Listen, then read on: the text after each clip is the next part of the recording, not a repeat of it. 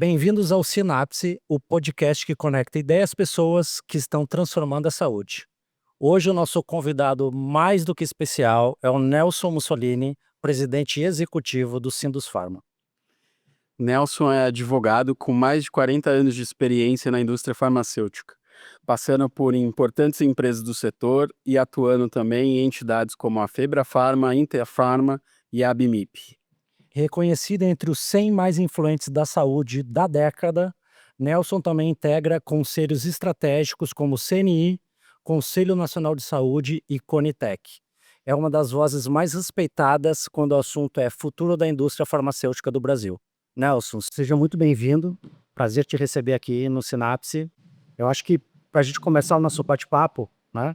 E como a gente combinou para ser um pouquinho mais descontraído, você tem 47 anos de experiência na indústria farmacêutica nacional, né? Viveu muita coisa e passou por várias etapas da sua carreira. Que transformações você tem visto ao longo desse período todo? Em 47 anos você vê muita transformação, né? Eu comecei numa empresa que era uma joint venture brasileira americana, que era Fontoura Wyatt, da família Fontoura. Então ali eu já assisti um monte de transformação Do Biotônico do Fontoura? Biotônico Fontoura. Era muito bom, porque de quinta-feira era dia de produção de Biotônico Fontoura. Então servia um cálice de biotônico na hora do almoço. Então todo mundo almoçava no escritório na quinta-feira só para tomar o cálice de Biotônico Fontoura, que naquela época era bom porque vinha com um pouco de álcool. Tá? Conhaque, né? Fez parte da infância de todo mundo, né? Os mais jovens que vão nos ouvir não vão lembrar disso. Minha avó era fã, eu adorava ir na casa dela, porque eu tomava esse... Tinha Biotônico Fontoura que todas as crianças precisavam tomar para engordar. Que deu certo. Deu certo. No nosso caso, deu muito certo. Super certo. Então, eu comecei lá. Então, na época, a família Fontoura era dona da Brasil, que transportava carro, né? Então, do lado da fábrica da Fontoura, que ficava ali na Anchieta, perto da Volkswagen, um pouco antes da Volkswagen, a Brasil fazia carro ali. E eu passei aquela transformação de produção nacional para produção fora do Brasil. Então, a Fontoura Wyatt tinha uma fábrica que fazia penicilina benzatina, né, o famoso Bezetacil, Bezetacil. que é da Fontoura Wyatt. Nós fazíamos penicilina benzatina nessa fábrica. E a gente fazia o precursor da penicilina benzatina para depois fazer a penicilina benzatina e daí saía da fábrica para fazer o Bezetacil. Tá? Quem tomou uma vez na vida nunca vai Não vai esquecer nunca. a história do Bezetacil. E quando isso acontece, quando eu entrei lá, tá, já passados os 47 anos que você falou no começo, a primeira missão que eu tive foi acompanhar. Eu era advogado, né? Ainda não era estudante de direito. A primeira missão que eu tive foi acompanhar a venda da fábrica de penicilina benzatina para o Ferro Velho. Eles picotaram a fábrica inteira, né, e venderam como sucata, né? Foi ali, né, então, na década de 80, né, que começou a desindustrialização brasileira, né? Em 84 começaram a fazer a total desindustrialização no setor de química fina e indústria farmacêutica. Eu saí de lá e fui para uma empresa chamada Ciba-Geigy, que tinha uma fábrica monstruosa, né, ali em Taboão da Serra, Sim. em Ibirama. Um monstro de fábrica, fazia produto com o Brasil, para fora do Brasil. Era uma fábrica multipropósito, porque tinha produto químico também, corante, anilinas. Então era uma fábrica farmacêutica, né? Tinha uma fábrica Estrada do Colégio, no Rio de Janeiro, tinha uma fábrica em Resende. Então eu participei do final das fábricas. Então primeiro a fábrica de Estrada do Colégio foi desativada, depois foi a fábrica de Taboão da Serra que foi vendida, depois a fábrica de Resende, que deixou de fazer matéria-prima no Brasil. Então houve uma mudança muito grande nesse setor, que foi a mudança de deixarmos de ser produtores para nos transformarmos em grandes importadores de produto, matéria-prima e produto acabado. Hoje a gente importa muito produto acabado para o Brasil. Se você pensar alguns anos atrás, na época da pandemia, e foi numa época em que saúde, especialmente logística, que é um dos temas aqui do nosso podcast, ficou em evidência para a população como um todo, né? E não só para os especialistas do mercado, naquele momento ficou evidente que esse supply chain integrado global podia ser um problema em momentos de crise, né? Sim. O desabastecimento e tudo mais. Isso ficou claro, né? Eu acho que não só esse problema ficou muito, muito patente, mas toda vez que dá um probleminha, cai direto na logística, né? Antes de ter a pandemia, nós tivemos a greve dos caminhoneiros. E eu trabalhava na greve dos caminhoneiros 24 horas por dia. Ainda outro dia o presidente da Anvisa estava falando isso, o atual presidente. Eu fazia parte do comitê de crise. Então, um caminhão ia sair lá da Luft, né? Então me falava, tá saindo um caminhão da Luft que agora vai qual a rota? A rota é essa. Então eu ligava para a Polícia Federal, ligava para o governo, ligava para a Polícia Federal, acertávamos a rota. Nós identificávamos os Identificava os caminhões escritos que tinha medicamentos, né? Então, e funcionou pra caramba. Ninguém não chegou a ter desabastecimento de medicamentos. Teve desabastecimento, um monte de coisa, medicamento a gente não deixou ter desabastecimento. Tá? E na pandemia foi a mesma coisa, né? Quando estourou a pandemia, né, tinha gente que não acreditava que isso ia virar um grande problema, né? E, aliás, acho que até hoje não acredita que esse negócio ia virar um grande problema, e virou um grande problema, inclusive logístico. Tanto que não pararam o transporte, foi uma das poucas coisas. Nós fomos os únicos que não tivemos home office. Home office. A equipe inteira trabalhando, tanto nos armazéns quanto os motoristas. Né? E na indústria também não teve. Indústria farmacêutica trabalhando. Tem uma indústria farmacêutica perto de vocês, em que o dono ia para a fábrica trabalhar junto com os operários da fábrica para falar, não é justo eu ficar na minha casa em home office e o meu trabalhador está aqui na fábrica. Então ele ia para a fábrica e ficava ali na planta trabalhando com os caras. Mas teve pouca gente que fez isso, e quem tocou esse negócio foi exatamente aqueles que fizeram a logística e que faziam a produção. Então, logística e produção sempre teve muito bem casado, teve sempre que estar muito perto, teve sempre que ter muito cuidado para fazer a coisa chegar. Chegar onde? Chegar lá na ponta que tem que chegar. Não adianta nada eu ter uma produção maravilhosa, né? Ter excesso de produção aqui dentro de São Paulo, se eu não consigo mandar esse negócio para o Nordeste do Brasil. Eu preciso de vocês para mandar para o Nordeste do Brasil, né? E é isso que a gente procura fazer, uma coisa mais integrada. Perfeito. Nós discutimos muito isso com o mercado no geral, que assim, a gente teve marcos importantíssimos aí, né? A greve dos caminhoneiros, depois a pandemia, que deixaram latente o quão estratégico e quão importante é a logística, né? Sim. Isso posto, assim, como é que o Sindusfarma vê essa questão da logística estratégica para posicionamento de produto dentro da cadeia de mídia? Então, é assim, se não tiver uma logística funcionando, né, nós não vamos ter o medicamento entregue na ponta. Logística, depois da fábrica ou depois do importador, a logística é a perna extremamente importante, porque é ela que nos ajuda a dar o acesso à população brasileira. Então, se nós não tivermos alguém pegando esse produto aqui, quer num caminhão, um treminhão, quer num caminhão, quer num igual a esse aqui, ou quer numa moto, tá? A gente não chega aonde precisa chegar. A gente não vai chegar nos depósitos do governo federal aqui em Guarulhos, a gente não vai chegar no depósito de uma grande distribuidora que está no Espírito Santo, e a gente não vai chegar numa farmácia que está aqui na ponta. Então a gente precisa ter um alinhamento muito bom desse cara que leva o produto, que entrega o produto no final do dia. Quando sai desse caminhão, ele sai desse caminhão para casa da pessoa. A pessoa não pode até não saber que saiu desse caminhão, mas se não tivesse esse caminhão, não chegava na casa da pessoa. Sim.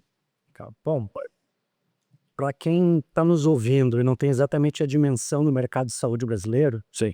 podia trazer um pouco dos números para a gente, para que a gente entenda a dimensão do mercado e qual é o peso da indústria de saúde e de todos os serviços que envolvem a indústria de saúde no PIB nacional? E se essa indústria é uma indústria que cresce com consistência ou não? Então, vou começar pelo fim. Tá, é uma indústria que cresce. E ela cresce por quê? Porque a população está envelhecendo. Tá? Então, se você olhar a pirâmide brasileira, ela já está, a base da pirâmide já está menor, né, do que o pico da pirâmide. Então, nós não temos uma pirâmide, nós temos mais ou menos um balão. Tá? Então, a gente tem que tomar muito cuidado, porque essa pirâmide está mudando muito. Então, ela tem crescido, ela tem um crescimento constante nos últimos anos, na casa de 10, 12%, tá? Em valores. Tá? Em unidades ela está crescendo um pouco menos. Por quê? Porque os produtos também estão mudando a sua característica. Tá? Produto que você tomava todo dia, agora tem produto que você toma uma vez por semana. Então, em vez de uma caixinha que precisava ter 30 comprimidos, hoje eu tenho a caixinha que tem 8 comprimidos e dá para o mês inteiro, ou 4 comprimidos que dá para o mês inteiro. Então, isso está mudando um pouco a configuração da questão. Ela cresce, ela tem uma importância relativa no PIB. Se você pegar toda a cadeia de saúde, ela é realmente mais importante, ela deve ter alguma coisa perto de 15% do PIB brasileiro, mas eu estou falando de toda a cadeia de saúde, inclusive envolvendo os hospitais, as farmácias, todo esse conglomerado de empresas e de negócios que está atrás de saúde. Tá? Estou falando aqui do pessoal que faz o equipamento para fazer o cateterismo. Estou falando de uma forma bem ampla e geral. Tá? Então é muito importante.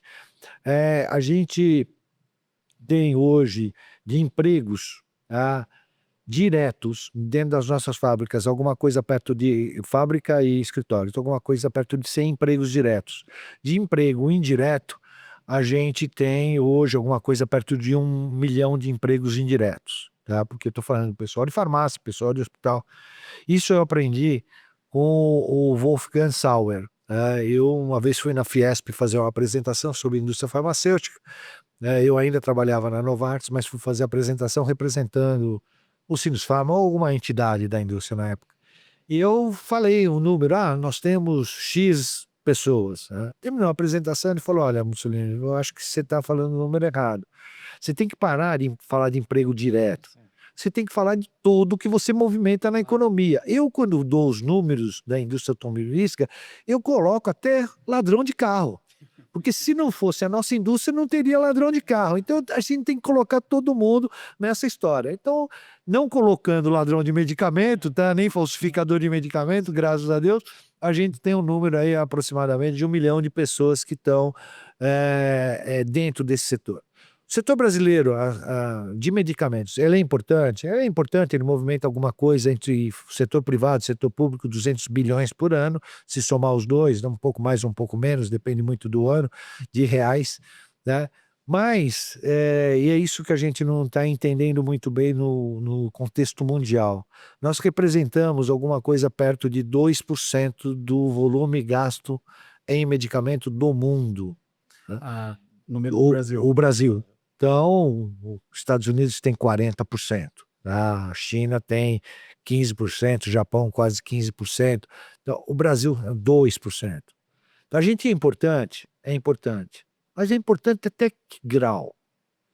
Lá na Luft, se aparecer um problema que é 2% do seu movimento geral de caixa, qual é a atenção que você dá para esse problema? Sim. Não vai ser o principal foco de atenção. De atenção. Então, a gente tem que tomar muito cuidado, porque a gente tem uma visão que acha lá fora nós somos importantes para uma empresa multinacional. A empresa multinacional, olha, cara, você cria mais problema do que traz solução. 2%. Desculpa, Até cara. porque operar no Brasil é complexo, né, Nelson? Tem as questões tributárias, de legislação. A gente tem uma legislação sanitária bastante importante, robusta, né? E a gente trata muitas vezes isso com os nossos clientes, de o quanto é difícil para eles implementar um sistema de gerenciamento das suas operações do Brasil, né? Da complexidade do sistema tributário brasileiro. Isso tudo, de certa forma, desincentiva, né? Sim. Novas indústrias chegando ao Brasil. Então, quando nós tivemos a pandemia, os indianos perderam muito dinheiro. Porque a Índia fechou e não podia sair produto de lá, e os indianos são grandes exportadores de medicamentos para o mundo inteiro, não só para Temos alguns o Brasil. cristãos, Sim. bastante. Então, E eu tive uma reunião uma vez com o embaixador da Índia, tá? E ele, porque a Índia estava interessado, falar que tinha que fazer um outro polo de produção fora da Índia. E o Brasil seria um polo muito interessante para fazer isso, tá? Bem localizado, né? Você tem bons portos, bons aeroportos, você tem gente que sabe fazer medicamento aqui dentro do Brasil, poxa, vamos fazer no Brasil. E aí ele estava falando, aí você desenha um projeto, aí você tem que pagar, quando você compra um projeto, ISS. Aí você compra um terreno, você tem que pagar o ITBI. Aí você compra o primeiro tijolo, você tem que pagar ICMS. Você compra uma máquina, você tem que pagar imposto de importação. Aí você traz o dinheiro para cá, você paga IOF. Quer dizer, antes de começar a produzir o primeiro comprimido, você já pagou um monte tão grande de impostos, que não dá para fazer esse negócio. Como é que funciona lá fora? Todos esses impostos são cobrados também, só que eles são todos deferidos. Para quando? Até 5 anos depois que você começa a produzir. Então o empresário vai pagar quando ele tiver lucro, vai ser tributado quando ele tiver lucro, quando ele começa a gerar caixa, quando ele recebe dividendos. Isso que precisa ficar bem posto na cabeça das pessoas, tá? Não dá para fazer negócio sem receber dividendos, né? Eu falo, a nossa indústria ganha muito dinheiro, né? A indústria farmacêutica ganha muito dinheiro, mas a gente tem um risco muito grande no nosso negócio. E a gente tem despesas de inovação monstruosas para fazer um produto melhor, para fazer um produto que vai curar uma doença que a gente não conhece como cura. A gente se gasta bilhões de reais, bilhões de dólares em P&D. São 2 bilhões de dólares agora para você desenvolver uma nova molécula. Ela sai de 10 mil estudos iniciais de bancada para um chegar no mercado, né? Os outros 9.999, a gente perdeu dinheiro nesse negócio. Então, é muito importante remuneração direito, é muito importante que ele chegue no paciente, por isso que a gente depende muito de vocês. Se vocês não estiverem levando esse produto para o paciente, não adianta fazer o produto aqui e não tiver onde escoar esse produto. Você acha que a reforma tributária, de alguma forma, vai endereçar parte dessas dificuldades de se implementar novos negócios no Brasil? Melhora bastante, eu não tenho a mínima dúvida que melhora bastante, mesmo porque quem vai pagar toda essa história é o consumidor final. Então, na cadeia de produção e na cadeia logística, por exemplo, vocês não vão mais pagar todos os impostos que vocês pagam, isso vai chegar lá no consumidor final. Tudo que você compra vira crédito, então isso te ajuda bastante na negociação. Hoje, você está gastando dinheiro para fazer esse podcast, tá? O que você pagar de imposto vira crédito para você. Então, tudo você vai lançar como despesa para fazer a compensação de crédito e débito. Então, eu acho que ajuda bastante. Em tese, simplifica, porque hoje nós temos um problema sério. Nós temos 27 estados, nós temos 27 leis de ICMS no Brasil. São Paulo agora vai acabar a partir de janeiro do ano que vem com substituição tributária. O Minas Gerais, que não tinha, vai criar, a partir da semana que vem, substituição tributária. Então, é uma loucura acompanhar tudo isso. E isso tem um custo muito grande. E eu estava uma vez... E um risco alto também. Um risco alto de fazer Tem besteira. muita chance de você fazer bobagem sem querer. Sem querer. Até bem... Com alguma frequência. Até bem intencionado. Eu estava uma vez conversando com o pessoal da Gerdau, né, o Jean Peter, e ele estava falando, Mussolini, nos Estados Unidos eu tenho uma operação igualzinha do Brasil. E lá nos Estados Unidos eu tenho 2,5 pessoas para pagar impostos. Foi 2,5? Porque tem um que só trabalha meio período. Então são 2,5 pessoas para pagar impostos. Aqui no Brasil nós temos 250 pessoas pagando impostos. Olha o desperdício que tem. Quanta gente você tem lá na Luft preocupada em ver nota fiscal, substituição tributária, crédito, essa discussão hoje. tá monstruoso, né? Mesmo em desenvolvimento do sistema, né? Porque tudo isso tem que estar dentro do sistema. Em que você está gastando, o que você está comprando. Tá? Então, na hora que simplificar esse negócio, você vai pegar esse dinheiro e vai colocar onde? No seu setor produtivo. Então, você vai pegar todo esse dinheiro, você vai modernizar o teu depósito para fazer um depósito muito mais eficiente para a cadeia, tá? Todo mundo está falando que vai aumentar muito, vai ter uma inflação, tá? Por causa da transferência tributária que vai ter no setor. Mas vai depender um pouco de qual vai ser a alíquota modal, né? A gente está falando de uma alíquota realmente muito alta, vai ser a maior do mundo, tá? Mas eu acredito que num primeiro momento vai ter um impacto, mas depois vai ter um ganho muito grande Eu para a sociedade. Eu acredito também, acho que vai ter uma mudança.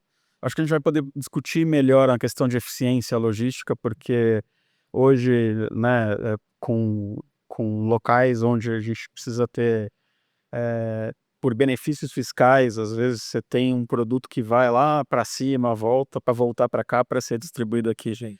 Então, acredito que vai propiciar uma eficiência logística dentro do processo, além de ficar muito melhor a apuração, a questão tributária e tudo mais. Os controles me parece que vão ficar melhores. Sim. Esse ponto do Gustavo é um ponto que a gente discute bastante, né, Gustavo? E eu acho que a gente não tem certeza disso, já só acho que é um bom caminho para a gente discutir.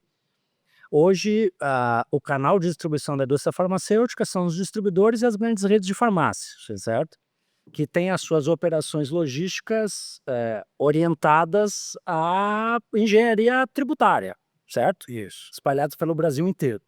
Então, a logística que nós executamos hoje, ela tem muito mais a ver com a lógica tributária do que com a lógica de consumo dos produtos, né? Você acha que a indústria farmacêutica percebe que vai haver uma mudança estrutural importante na área de logística, não só na área tributária? Eu tenho certeza, tá? Se não a indústria farmacêutica já está percebendo isso, mas a indústria de distribuição, tá? Essa já está se preparando e a gente sabe que tem grandes distribuidores se preparando para fechar suas operações fora do estado de São Paulo. De São Paulo. Porque o nosso estado consome 40, 50% de tudo que é A última vez que eu vi 45, né, dos nossos clientes, 45 muito próximo do disso, São Paulo, do estado de São Paulo. estado de São Paulo. Então, 22, 23 a cidade de São Paulo. Metade da você vai ter que trazer essa logística para mais perto, tá? Então você vai ganhar eficiência, tá? Inclusive eficiência até ecológica, né? Você Quer dizer, carbono? você vai poder pegar os seus caminhões todos e transformar em elétrico, porque você vai ter onde abastecer, porque o estado está preparado por isso. Então, eu não tenho a mínima dúvida que nós vamos ter uma mudança.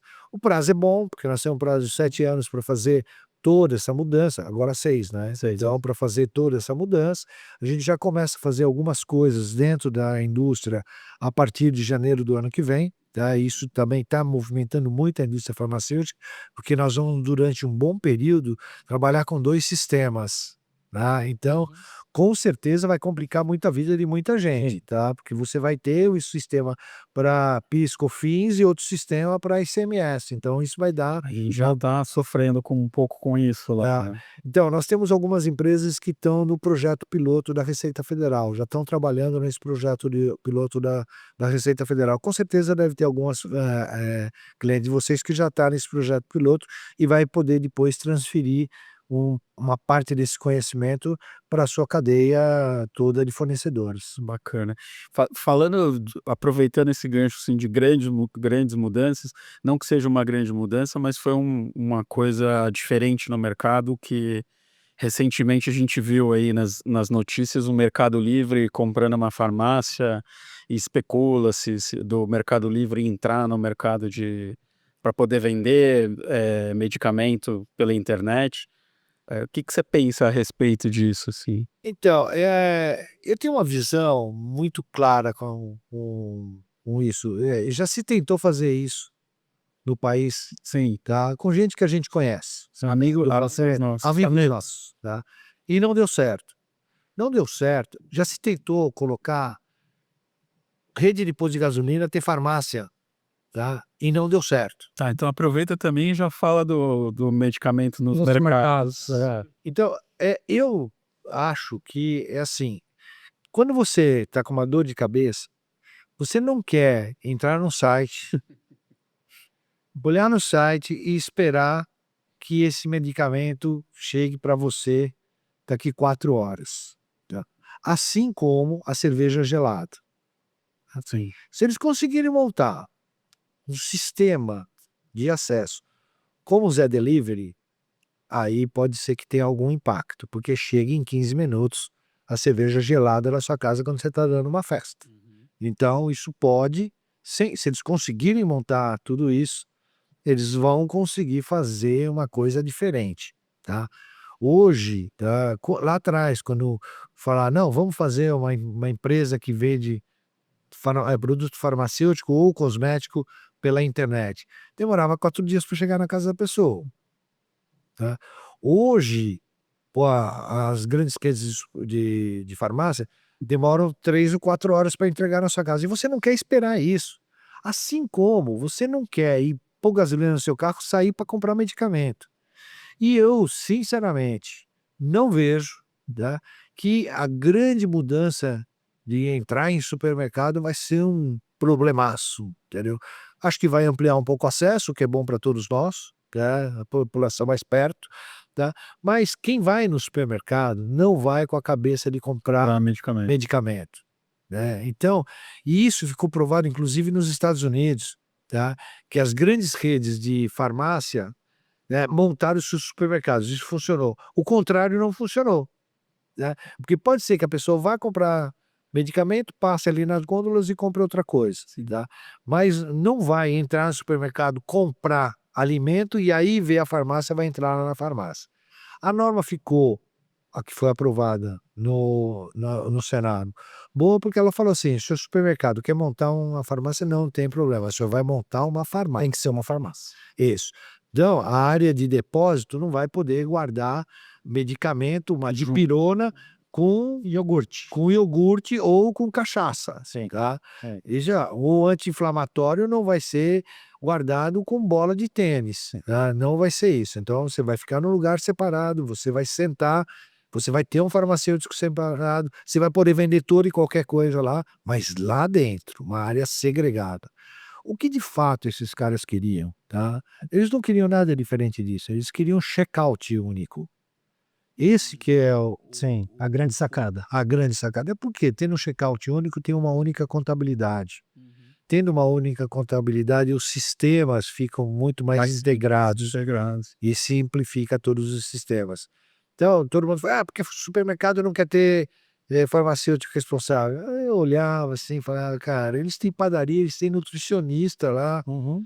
né, bom Não é farmacêutico não é esse o problema, tá? Onde está o problema?". Estudando um pouco o problema, eu vi que o problema estava na questão do check-out, tá? Tanto que Pão de Açúcar montou quase todas as lojas um pouco maiores de Pão de Açúcar, tinha uma farmácia fora, e eles fecharam todas as farmácias fora, porque ela não era rentável, né. Primeiro, não é você não para no Pão de Açúcar para comprar remédio, você para comprar comida. Sim. E se você precisa Pode ser remédio, uma você compra de oportunidade. uma compra de Esse é o oportunidade, mas é muito pequena a compra de oportunidade nesse mercado, então eu não vejo E isso. teria que estar na gôndola do caixa para fazer sentido, né. Aí tá Isso. passando ali: "Opa, vou levar esse aqui". Que é o que acontece quando eu vou e compro uma goma de mascar. Sim. Eu estou comprando o meu produto que o médico me receitou ou que eu fui lá buscar porque eu estou com problema de dor de cabeça, então eu compro a minha dipirona, vou lá e aí eu estou saindo e vejo uma bala, ou vejo um chiclete não pode falar porque é marca, É marca. mas vejo uma goma de mascar, tá, porque eu não faço propaganda de graça, tá, só pra Luft. Tem que fazer, né, então, Aí nos honra. é isso, tá. Você viu que até agora eu não citei o nome de nenhuma empresa, tá. Tricontrolo, tá bom. Legal. Eu acho que a gente falou um pouquinho de canais de distribuição, né, com possíveis canais digitais, como o Mercado Livre. E você em um outro momento, você comentou sobre, as novas terapias, né. A mudança nos produtos, né, as novas engenharias, né, biotecnologia, o que exige uma gestão muito mais complexa do que um medicamento, convencional, né. Sim. Você vê a indústria nacional também caminhando para essa direção? Porque a indústria, as multinacionais, muitas separaram as suas operações, né. Sim. Operações de baixo volume e alto valor agregado, de operações de alto volume e baixo valor agregado, né. Saíram do varejo e foram pra área hospitalar. De alta Alta especialização, especialização. o que, Alta sob a nossa tecnologia. perspectiva, exige uma alta especialização também de logística e supply chain, né. Sem dúvida. Você vê esse movimento também acontecendo na indústria nacional, tu acha que a gente está preparado para isso? Eu acho que, esse movimento vai acontecer, tá. A única coisa é que ele não vai ser tão rápido como aconteceu em outros países. Nós ainda temos o varejo, a venda em varejo muito forte, tá? E as indústrias brasileiras, elas ocuparam muito bem esse sistema. Quando eu comecei a trabalhar lá nos 47 anos atrás, tá? E durante um bom período da minha vida profissional, se você pegasse primeiro, segundo, terceiro, quarto, quinto, sexto, até o 10º lugar da indústria farmacêutica, a única laboratório que aparecia era o Axê. O resto era tudo multinacional. O Axê sempre ali começou mais por baixo, mas chegou uma época que era o segundo, o terceiro colocado, o resto era tudo multinacional. Hoje você pega o ranking dos 10 maiores, pelo menos os 5 maiores, tem uma multinacional, tá? Com um determinado produto, né? Que agora vai ter genérico. Sim, sim. Então, provavelmente, vai perder um pouco de espaço desse produto também que vai ter o seu medicamento genérico, tá? O que é uma regra normal, tá? Todo mundo fica falando: perdeu patente, quebrou patente. Não, o detentor da patente sabe o dia e a hora que a patente dele vai acabar. Ele não E com bastante tempo. tem bastante tempo. Eu falo, eles são como controladores de voo, tá? Eles sabem o momento exato que o avião vai pousar. Eles sabem disso. Quando está voando, eles estão controlando, sabe, agora vai ter que pousar, né? E vão pousar o avião deles. Então, e eles estão se preparando, óbvio que estão se preparando para cuidar disso. As empresas nacionais vão entrar, sem dúvida nenhuma, nessa área de biotecnologia, de biosimilares. Eu acho que isso vai acontecer, tá? Umas mais rápido, outras mais demoradas, mas o mercado farmacêutico não vai deixar de existir. A compra do comprimido na farmácia não vai deixar de existir. Pelo menos eu, com certeza, não vou assistir isso. Meu neto, que acabou de nascer, quem sabe assiste. Eu acho isso tão bem resolvido, esse canal aí da ponta, né? A venda na farmácia ali. Eu acho que está bem forte, eu acho que ainda tem muita margem para se ganhar dinheiro, tá? Então é tudo uma questão de dinheiro, isso é o fato. Eu acho que tá muito resolvido essa parte aí da, da venda ali. No ponto das farmácias, tem capilaridade, eles a cada. Sim, é super eficiente. É super eficiente, é isso que você falou, recebe em 1 hora, 2 horas e tudo mais. Mas você acha que ainda tem a possibilidade de ter uma venda direto da indústria pro consumidor, não na unidade, mas está rindo já, né? Não na unidade, mas naquela questão de recorrência, de vendas que. Eu tô rindo porque Tratamento ontem eu comecei a escrever um artigo sobre isso, eu queria te trazer, que é o ser americano, né? Ah, olha o que está acontecendo nos Estados Unidos. D2C, né? Que faz D2C. É o DTC americano, né? Que é a venda direta ao consumidor. Ah, As empresas chegaram para o Trump e falaram: não tem problema nenhum, o senhor quer que abaixe o preço? Tá. Vai tirar as BBMs da frente. BBM não vai existir. Hoje eu pago para esse cara 40% para ele entregar o produto para você. Desculpa, não vou mais entregar para você, vou entregar direto para o Augusto. E acabou a conversa, tá? Então, e o americano lá, tanto que Trump RX, tá? É um amigo que hoje escreveu: isso é um baita absurdo. Isso não é um baita absurdo. O cara foi lá e falou assim: não, eu quero que barateie o custo pro americano. Como é que você vai fazer? A empresa internacional falou: não tem Alguém problema. vai ficar ganhando mesmo. Aí a nacional, as grandes multinacionais americanas já estão definindo os seus DTCs. As grandes multinacionais europeias já foram para lá e falaram: eu vou entregar mais barato o produto aqui, além de construir fábrica, tá? Ele colocou os dois negócios, eu vou construir fábrica e eu te entregar mais barato, só que você tem que tirar o intermediário do meio do caminho. Que isto mais cedo ou mais tarde vai acontecer aqui, pelo menos por uma linha de produtos de alta complexidade, eu não tenho muita dúvida, né? Eu acho que isso vai acontecer. Acho que vai ser mais tarde do que está acontecendo lá, esse movimento, num país que detém 40% do volume de medicamentos do mundo. Você fazer isso em quem é só 2% é muito mais complicado, muito mais difícil. Mas você tem que mudar todas as regras que nós temos hoje regulatória. A indústria farmacêutica não pode vender diretamente para você. Farmácia tem que ter porta aberta, aquelas coisas todas. Então, tem que fazer uma revolução regulatória que não é uma revolução que você faz do dia para a noite. Tá? Lá nos Estados Unidos as coisas fazem do dia para a noite. Tá? Felizmente para eles e às vezes infelizmente para nós. De certa forma, o medicamento geral, como a gente estava falando, vou comprar uma dipirona, fica meio sem sentido, mas um medicamento por recorrência, né? E eu tomo um remédio para pressão. Todos os meses eu tomo um remédio para pressão e todo dia 10 eu compro meu remédio para pressão. E, teoricamente eu poderia receber em casa isso, né? Eu acho que é disso que a gente está Então, falando, né? isso. E nos Estados Unidos, o que acontece? Eu quando recebo uma receita, porque esses medicamentos nos Estados Unidos são todos para pressão e tal, só são vendidos com receita médica, não é como aqui no Brasil, que eu brinco, puseram aquela tarja vermelha e o pessoal acha que aquilo é campanha política. Não é, viu? Porque na época foram os militares que criaram aquilo. Se fosse para fazer campanha política, seria verde a tarja, tá? É. Mas é vermelha para falar, atenção, Sim. não venda esse negócio sem receita médica. Tá, para o farmacêutico. E seu consumidor, atenção, não compre sem receita médica. Mas aqui no Brasil, tá, a coisa não funcionava e resolveram fazer a tarja preta. Tá? A vermelha não funciona, vamos fazer a tarja preta. E aí só cria mais problema no mercado. Aí vira para a população, tá vendo? A vermelha não funciona mesmo, agora a preta funciona.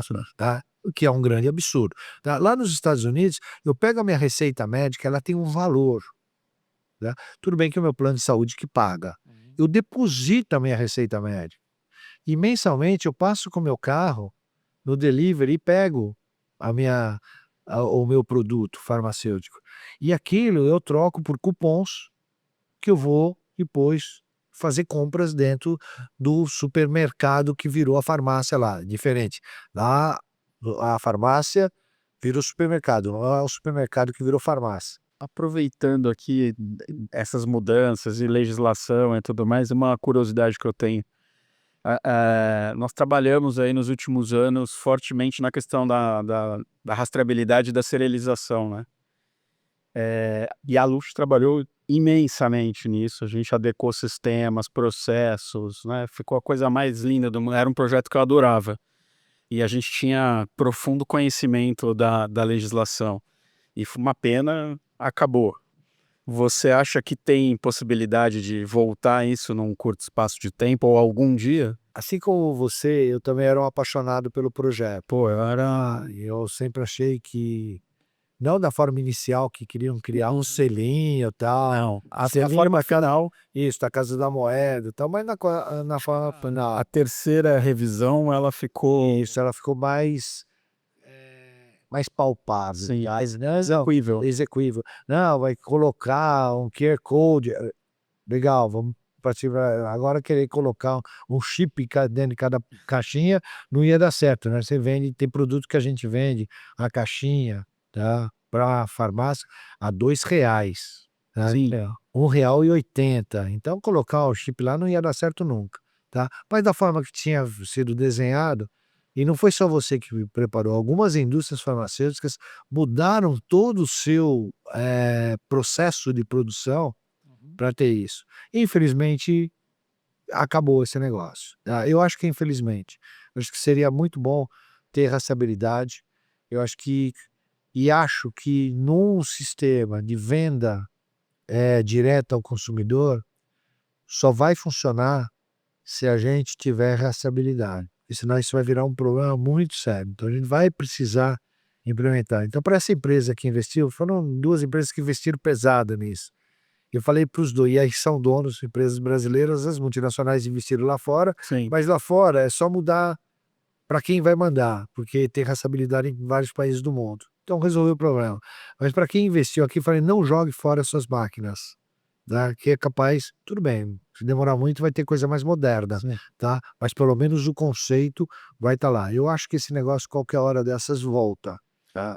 Mas Sim, às vezes tem recebido medicamentos, eu acho que com cereal. tem, não, os nossos clientes, Nós temos clientes que tá vendo com cereal. os que importavam todos Estão vendo com cereal. todos adequaram, Não, cereal. Sem dúvida. Ah. E eu acho que eu se tivesse hoje, eu falei isso para alguns amigos, se eu tivesse uma indústria farmacêutica hoje, eu implantaria. E chegaria para o médico na hora do meu problema e falar, olha, o meu produto é igualzinho ao do Felipe, só que eu tenho cereal, o senhor tem a garantia de que o que ele for comprar foi feito na minha fábrica. Então, e eu te perguntei isso, Nelson, por esse momento, né, dessas falsificações aí de bebida e tudo mais, e também no mercado de defensivo agrícola, eles estão implementando a rastreabilidade. E eu voltei ao processo da rastreabilidade do farma, que, pô, é um negócio super interessante, né? Então você vê outros mercados se movimentando, e o farma, que sempre puxou à frente de questões regulatórias como essa, assim, ficando para trás, tendo um projeto bom. O do agro, é, ele é igualzinho do farma no começo, ou seja, ele vai ter que passar por umas 2, 3 revisões ainda, tem algumas implicações, mas é uma pena. Eu tinha esperança ainda de ver a rastreabilidade de volta, não? Então, nós realmente temos sistemas que nos garantem que o nosso produto é aquele que chega na ponta Sim. do. Mas foi uma visão do legislador de que não era necessário ter todo aquele custo e tudo mais. O que aconteceu é que algumas empresas realmente se prepararam para fazer isso, tá? Essa questão que agora aconteceu com o etanol, né, é típico. Parou de fazer a fiscalização que a Receita Federal fazia, que colava todos os selinhos, lembra que tinha todos Uhum. aqueles selinhos Aham. nas garrafas, tá? E parou em 2018. Então eles que tinham uma certa rastreabilidade, porque tinha o selinho, Papel acabou. moeda. No papel moeda, acabou com aquilo. E o que aconteceu tá aí, entendeu? Tá matando gente. Então, a gente sabe que medicamento é muito mais difícil. A gente tem aquela tinta que passa o anel e aparece a Sim. procedência da caixinha, que precisaria fazer um pouco mais de propaganda, porque eu lembro disso, porque quando isso aconteceu foi um pega para capar, porque aumentou o preço para nós, Uhum. tá. Aí a gente implementou isso. Aí alguns não queriam, mas foi quando o Serra era ministro. Por quê? Nós tivemos uma falsificação muito grande de um produto chamado Androcur, tá, pela uma farmácia de manipulação, que é um baita problema que a gente enfrenta hoje, tá. Essas farmácias de manipulação vão acabar matando gente por aí, eu não tenho a mínima dúvida com relação a isso, tá. Então, quem compra produto em farmácia de manipulação, toma muito cuidado na hora de comprar esses medicamentos, tá. Medicamento para emagrecer, olhe isso com cuidado, porque esses negócios a gente não sabe nem a cadeia de logística que traz esses produtos para o Brasil, tá, porque tudo Ontem teve cadeia uma fria. matéria muito grande a respeito disso aí, desse É, de produto para emagrecer e a falsificação. gente está batendo bastante nesse negócio, porque a gente vê que isso é um grande problema. Então, eu acho que assim, na indústria farmacêutica a gente tem controle, tá, a gente sabe exatamente o que sai das nossas fábricas, como sai, para onde sai. Mas, nós temos que tomar cuidado, né. Então sistemas desse, eu acho que eles poderiam ser colocados como um diferencial, Uhum. né. Eu, se fosse, uma empresa, eu colocaria isso como um diferencial. O meu produto, doutor, tem Agora, rastreabilidade. Eu garanto que é o mesmo que saiu da minha fábrica, que foi transportado pela Luft, que chegou no distribuidor B, que passou para a farmácia C e está na mão do seu consumidor, do seu cliente, do seu paciente. Bom, você comentou sobre legislação, né, novas legislações e as opções do legislador. Hoje você participa de espaços importantes de debate sobre saúde pública, né, inclusive no Conselho Nacional de Saúde, né. Sim, o que que você pode contar um pouco pra gente sobre a dinâmica que acontece lá e como tem sido a sua experiência nesses anos? Eu quando fui para o Conselho Nacional de Saúde, eu sempre achei que aquilo lá era um conselho, muito ideológico e pouco efetivo, né. Mas ele teve o seu papel na pandemia, ele foi uma das dos baluartes de resistência da saúde pública, tá. Ele se posicionou contra algumas coisas, ele teve essa função, tá. Óbvio que é um fórum político, né. E, assim, eu sou prestador de serviço, então lá dentro, eu tenho algum respeito, porque eu estou há muito tempo, defendo a pauta de saúde, eu não defendo a pauta de A ou B, defendo essa pauta da saúde, então eu tenho gosto de algum, respeito lá dentro, pela minha trajetória, que eu estou há muito Uhum. tempo lá dentro, então isso ajuda um pouco. Mas ainda tem conotações muito políticas, tá. Então agora, por exemplo, estão brigando muito com relação à questão da pesquisa clínica. né? Então o Conselho se posicionou contra o decreto, se posicionou contra a lei, agora depois que a lei dá promulgada. Eu falei no último debate que nós tivemos lá dentro, cara, essa lei foi promulgada, ela demorou 9 anos para sair, de 2015 a 2024. Tá? É, será que não deu tempo para debater bem essa lei, para defender os pontos? Será que o Brasil vai ter menos cuidado ético com o indivíduo da pesquisa do que se tem nos Estados Unidos ou se tem na França? Né? Hoje os protocolos todos são feitos lá fora. Será que eles não, não vêm com cuidado ético? Então, sabe, eu tenho uma visão, assim, eu sou contra por eu ser contra, porque a poderosa indústria multinacional ou a poderosa indústria farmacêutica que está fazendo, é essa a razão que eu estou me posicionando contra, porque não é para o paciente, não é para aquele cara que precisa, tá? Porque a pesquisa clínica vai trazer um novo produto que vai ter eficácia e segurança porque foi testado. Nós não vamos mais testar e vamos colocar produto no mercado? Essa é a decisão que a gente vai tomar? Então, a gente cria dilemas desnecessários e debates desnecessários. E aí, um grupo, né, que não é a maioria, vai e põe uma ação direta de inconstitucionalidade. E aí, no meio do debate, fala, não, mas esse congresso que está lá, pode ser que você não tenha votado nele, mas a maioria da população brasileira votou. Tá? E a gente está aqui num país que defende democracia. Nós nos posicionamos contra atos que não são ou que não foram democráticos. Nosso Supremo julgou gente que fez atos, aí está julgando ainda gente que não fez atos democráticos. Como que eu não vou acreditar no Congresso que a maioria da população brasileira elegeu? Ele só não é bom porque o seu candidato não entrou, e aí ele não é bom? E aí, meu amigo, eu fui vaiado, obviamente que eu fui vaiado, mas eu não me preocupo com isso, definitivamente não me preocupo com isso. Eu acho que isso tem a ver um pouco também, você estava falando da ética em pesquisa clínica, né? E a população brasileira é interessante, né, para a indústria farmacêutica, dada a miscigenação que nós temos no país, né? Sim. Isso tem a ver um pouco com ética e algumas pautas que me parece que são relevantes. E uma delas é a pauta de sustentabilidade, né? Sim. Como que isso está no radar da indústria farmacêutica hoje? Então, esse está no radar da indústria farmacêutica nacional, está no radar da indústria farmacêutica internacional. Acho que esse é um movimento que não tem volta. Tá? Então você pode ter um ou outro falando, não, agora não quero mais olhar para isso, não é mais importante, vou queimar petróleo e não quero mais saber. Tá? Mas na maioria das empresas, isso já virou um caminho que não tem volta. Então todas elas estão preocupadas com isso.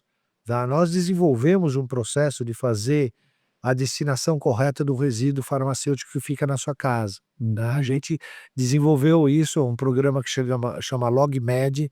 A gente está ampliando esse programa para outras cidades. Tem cidades abaixo de 100 mil, acima de 100 mil habitantes, todas elas têm o programa.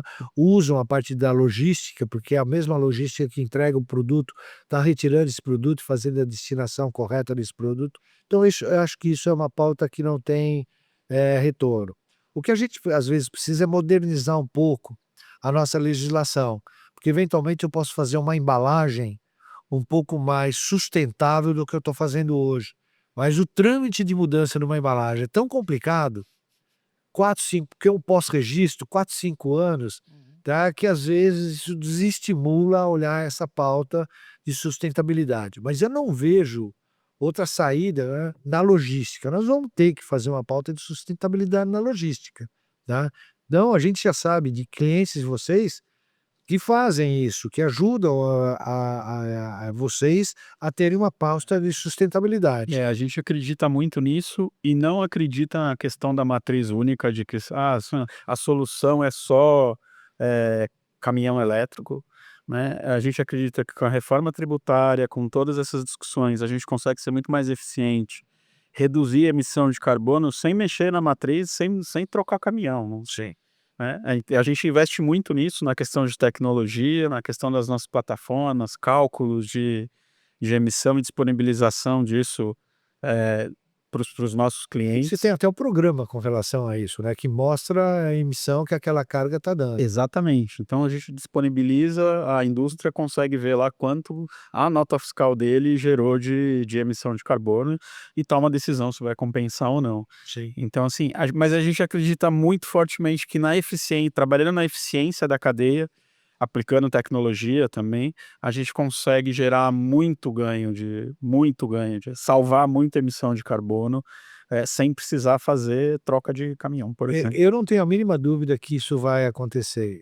Se você pegar, né, o próprio combustível que era usado no passado, hoje é muito menos poluente do que era usado no passado. Então, Os motores também. os motores são muito mais eficientes e com menos. É difícil você andar numa estrada e ver aquele caminhão cuspindo fumaça preta marolada. Só quando o cara tira o lacre, tá? Mas é um problema de ilegalidade, não é porque saiu da fábrica com problema, é um problema de ilegalidade. Então o que eu vejo muita sinergia, tá? E das próprias empresas procurando saída para ter a sustentabilidade. Tem das nossas associadas que o sistema é rígido, tá? A ponto de viagem de avião ter só viagem de avião em companhia que seja o carbono zero, senão não vai. Faz por videoconferência. Não precisamos chegar a esse extremo como você falou, não precisamos mudar a forma, mas precisamos procurar formas mais eficientes para cuidar do meio ambiente, porque no final é a casa que a gente mora, né? Então tem que cuidar dele, né? O nosso caminho de oferecer aos nossos clientes a pegada de carbono online dentro dos nossos sistemas foi num caminho de provocar a discussão na cadeia como um todo, porque a gente tem uma visão, né, Gustavo, que a cadeia hoje é muito desconectada, né? A indústria, no sentido do perfil de distribuição, de como ela vai acontecer, né? É bastante desconectada entre a indústria e os distribuidores, né? Então, acho que foi por aí que nós entendemos o caminho de vamos oferecer dados e a partir desses dados talvez a gente consiga criar um ambiente de discussão para um caminho diferente que não seja a transição óbvia, né? Aqui na mesa a gente tem um caminhãozinho aqui GNV, mas que não seja essa só a discussão óbvia, né? Acho que a gente tem muito para fazer em termos de ganho de eficiência. Eu não tenho a mínima dúvida. A gente se propôs a fornecer dados e diálogo, que é um dos nossos valores, porque a gente adora, a gente está envolvido em tudo, né? Então a gente está na associação de operador logístico, a gente está no Sindus Pharma, tá em todo que é associação, porque a gente é metido mesmo, né?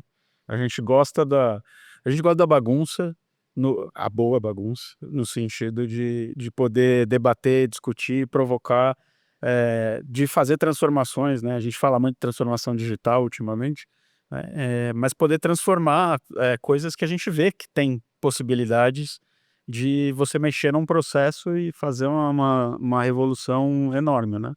Porque as pessoas aqui olham muito para fora, né? A Apple lançou um negócio agora fantástico, não sei se você viu, chama Leve Agora e Pague Depois. Tá todo mundo falando mil maravilhas. A Apple lançou o carnê agora, né?